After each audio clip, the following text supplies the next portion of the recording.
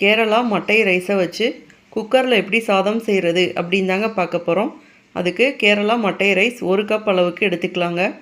பார்க்குறதுக்கு இந்த மாதிரி கொஞ்சம் குண்டாக தாங்க இருக்கும். ரெட் கலரும் ஒயிட் கலரும் கலந்த மாதிரி இருக்குங்க. 1 கப் அளவுக்கு நான் எடுத்திருக்கேங்க. உங்களோட தேவைப்படி டம்ளர், உலக்கு எதில் வேணாலும் அளந்து எடுத்துக்கோங்க. இப்போ அரிசி முங்குற அளவுக்கு தண்ணி சேர்த்துக்கோங்க. 3லேருந்து 4 தடவை நல்லா வாஷ் பண்ணிக்கலாங்க. சுத்தமான தண்ணி திரும்பவும் சேர்த்து 4 மணி நேரத்தில் இருந்து 5 மணி நேரம் அளவுக்கு நல்லா ஊற வச்சுக்கலாங்க. இப்போ 5 மணி நேரம் கழித்து பார்க்குறப்ப அரிசி நல்லா ஊறி இருக்குங்க. ஒரு அரிசி எடுத்து உடச்சி பார்த்தோம்னா 2ஆக உடையணுங்க. இந்த மாதிரி ஊறி இருந்தால் கரெக்டாக இருக்குங்க. ஒரு குக்கரில் ஊற வச்ச தண்ணி ஒரு 2 கப் அளவுக்கு நான் சேர்த்துருக்கேங்க. கூடவே 1 கப் அளவுக்கு ஃப்ரெஷ் வாட்டர் சேர்த்துருக்கேங்க.